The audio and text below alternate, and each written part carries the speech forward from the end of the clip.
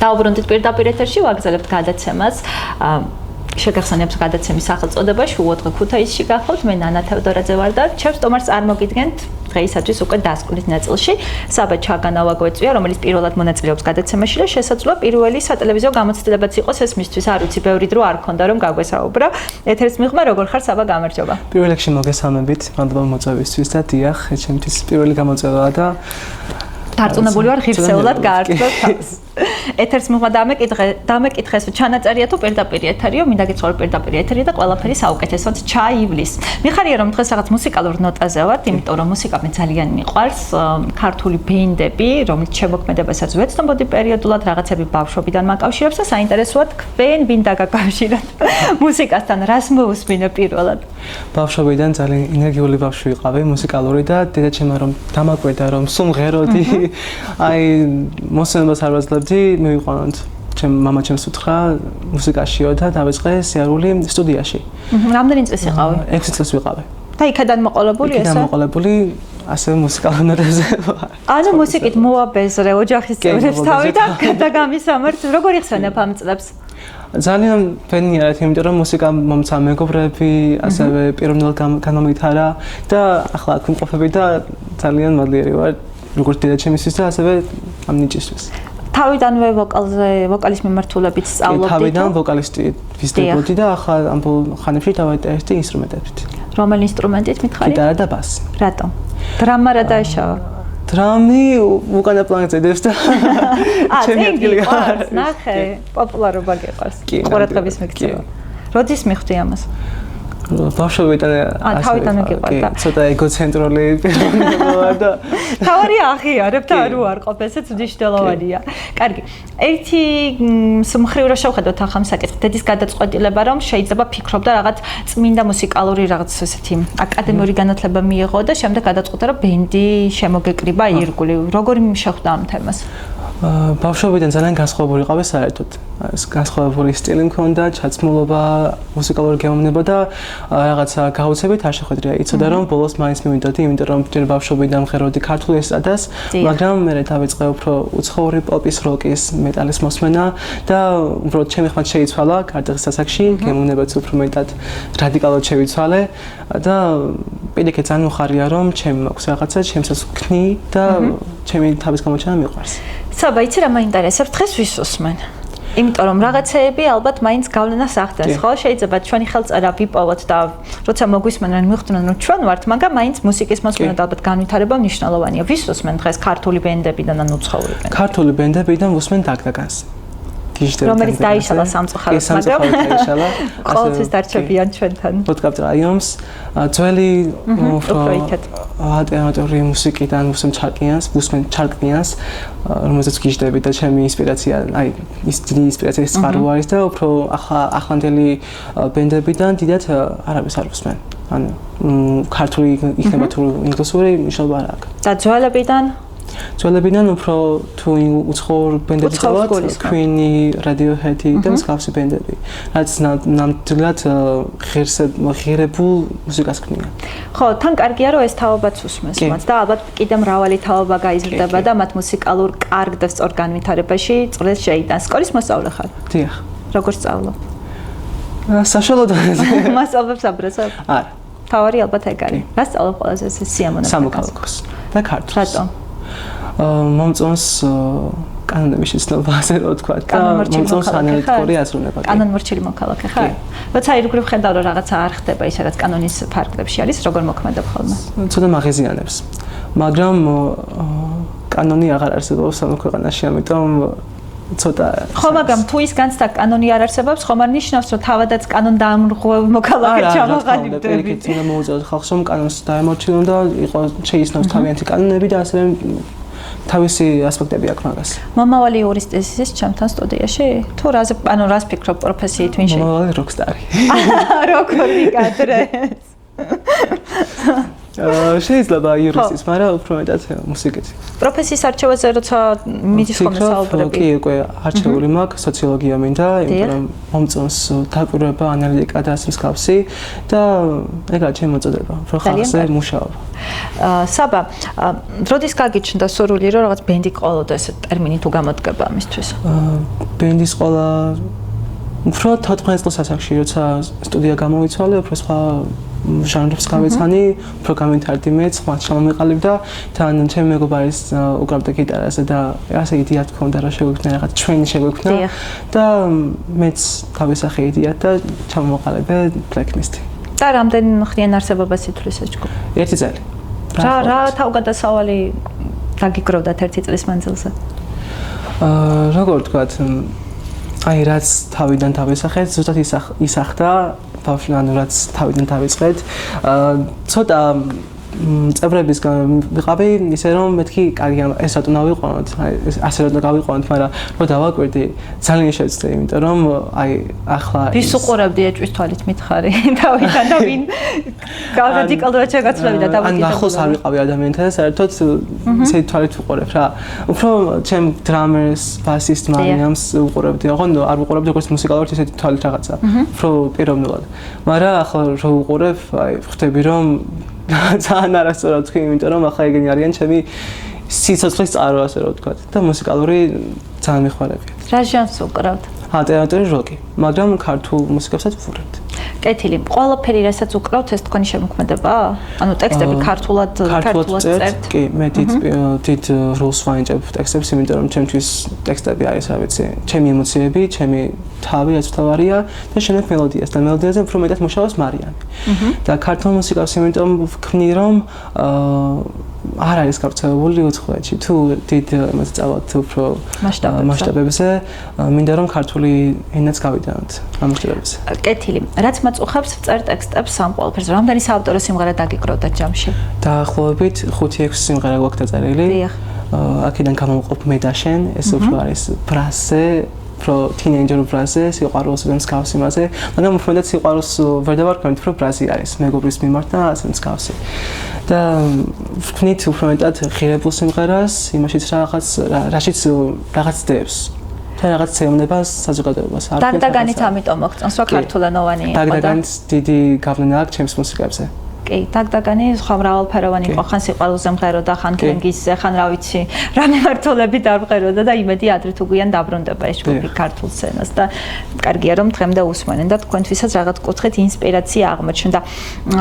რაც შეეხება უცხოენოვან ტექსტებს, თქვენია თუ უბრალოდ ქოვერებს მოდური არის? ქოვერებს ვაკეთებთ, ახლა დავიწყეთ რესტორანთან დიანაში მუშაობა და იქ უფრო მეტად ქართულ სიმღერებს ვქნეთ, წერდა იქ უკვე City Beats ქვია, შეგიძლიათ ნახოთ, გადახედოთ და კი ინგლისურ სიმღერებს ჩვენ ვწერთ და კი. საინტერესოა.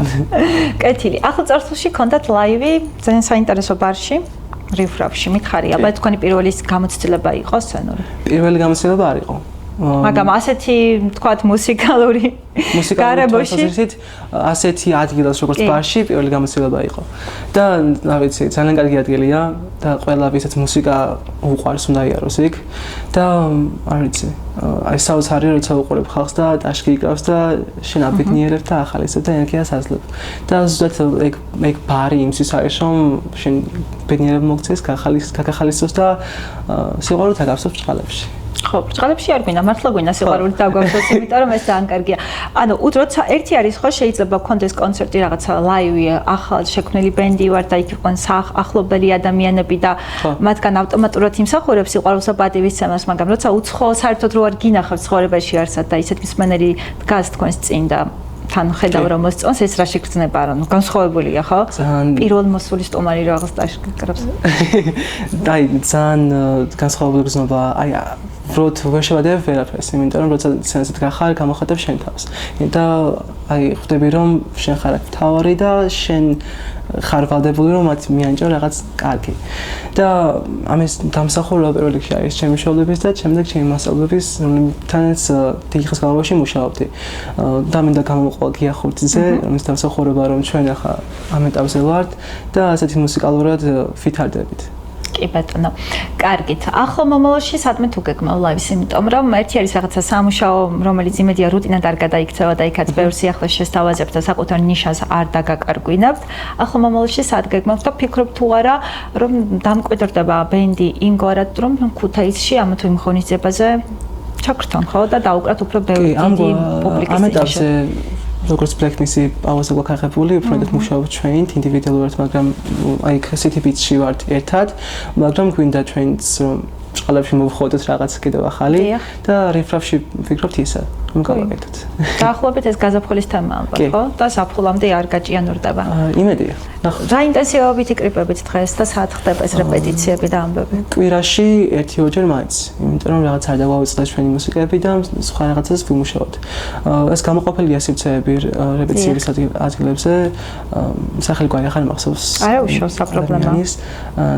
ძალიან კარგად მოწყობილი ადგილია, ბუხაიძეზე ვცხოვრობ და ჯერ ხომ ფასად არის და შემდეგ აპარატურა რაც არის ძალიან გამართული არის და რა ვიცი ქუთაისში რომ ასეთი კარგი რამ გვექნებოდა წარმოუდგენელი არ მექნება. რამდენი წევრისგან შედგება დღეს თქვენი პროექტი? 4 წევრისგან შედგება და დამატებას არ ფიქრობთ არ ვიცი ჯერ. დამატება თავად სწავლობ თუ მე ბას და გიტარას დავის და იმატებ. და ასევე ფორტეპიანოს სწავლობ. ახლა დავიწყე ძალიან დამაგვიანდა, მაგრამ ძალიან მომწონს ფორტეპიანო, ჩემი ოცნება იყო რომ დამეკრა და კი ფიქრობ მეც დავუკრა ამ ახალ მომავალში. კარგი. მუსიკის მიღმა რას ინტერესები გაქვს? რას აკეთებ ხოლმე თავისუფალი დრო როცა გაქვს? თეატრში ვარ ასევე. მსახიობი, მეტყოლებაზე მუშაობ, სცენურ მოძრაობებზე, ასევე ზაფხულში გვექნება გამოსვლა მესხაშვილის თეატრში. რომელ თეატრში? ნევერლენდი. ინტერესოვანი. ახალი დაწყებული მაქვს მეც, ახლა დავინტერესი და მინდა უფრო გამოვხატო ჩემი თავი და ხალხთან მუშაობა ვისწავლო. რატომ დაინტერესდი თეატრალური ცხოვრებით? იმიტომ რომ სულიერად ამითარებს ჯერ ერთი ადამიანს და შემდეგ სცენაზე გამოდგებოდა. თან მეტყოლებაზე. რა სპექტაკლზე მუშაობ? ჯერჯერობით არ გვაქვს არჩეული. საინტერესოა წარმატებებს ვუსურვებ თქვენს შემოქმედებით დას, იმიტომ რომ სულ ახალგაზრდები ხართ, ეს ამასაკის ბავშვები. 15, 16 და 17 ასე მუშაობთ. ასევე დიდ გამოსახდეს ჩვენი სამეგობრო წე. აი მინდა ხაზი გავუსვარ, იმიტომ რომ ყოველთვის ვამბობ რომ საოცნებო სამეგობრო წრე მყავს, იმიტომ რომ ჯერ ხომ ჭკვიანები არიან ძალიან, განათლებულები არიან, მუსიკალურადაც, ისეც აკადემიურადაც და ყოველთვის ვუსვამ ხაზს რომ მე რომ მეგობრები მყავს, რა ვიცი, ალბათ ყველას ვუსურვებდი რომ ყავდეს, ოღონდ ჩემი მეგობრები არ ყავდეს. არ წაგართონ ეგეთი ხარ. როგორ არის ეგ ამბავი? შეიძლება უწოდოთ ჩემთვის ეგოისტი, მაგრამ რაღაც დონეზე საჭიროა ეგოისტობა. რა დონეზე? აი მან კარგავთ ხოლმე. აი ეგოისტობა ადამიანს დიდხანს უსვამს საერთოდ, ვერ ვიტან ადამიანს როცა ეტყობა ეგოისტობა და ეგოიზმი საერთოდ. მაგრამ როცა მუსიკაში ხარ მუსიკაში მოღვაწეობ, რაღაც ეგოისტობა რაღაც დონეზე უნდა გქონდეს. მithumedes როცა ვოკალისტი ხარ, იმიტომ რომ ვიღაცამ შეიძლება დაიკავოს, ან შენ გამოსულ. ანუ კარგად ვფრთხილდები შენს ვოკალისტობას. და ვინმე გაბედოს რომ შეგეცილოს კარგი დღე. არ ელოდება ნამდვილად ეს ხუმრობა.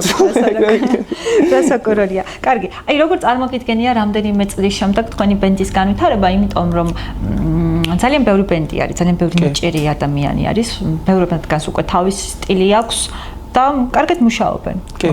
დღეს ძალიან ბევრი პლატფორმაც არის, სადაც შეიძლება საავტორო მუსიკით თანხაც გამოიმუშაო და იყო მოთხოვნადი. აი კონკურენციაში შესვლა და ჯანსაღი გარემო როგორ მიგაჩნია და იწების შემდეგ სად იქნება თქვენი ბენდი? წლების შემდეგ არ ვიცი. იმიტომ რომ ახლა მოზარდები ვარ ჯერ კიდევ და სკოლაც გვიშლის ხელს და ნახე სკოლა გვიშლის ხელს. გვიშლის ხელს. ანუ მუსიკალურად რო გამივითარია სკოლა გვიშლის ხელს ხოლმე თამაში. და ახლა ჩემი მეგობრები ვინც ბენდში ყავს მარიამი, გიორგი ზედმეტ სახელს გამოვიყენებ წაკო, კანკო და მიკა. თქვენი ზედმეტ სახელიც გეთქვათ თუ? ჩემი სცენური სახელს გეტყვით, ალტერიონი მქვია მე. მეგობრები მიზახიან ჩანგოს. მშობლები? მშობლები საბას. კარგია.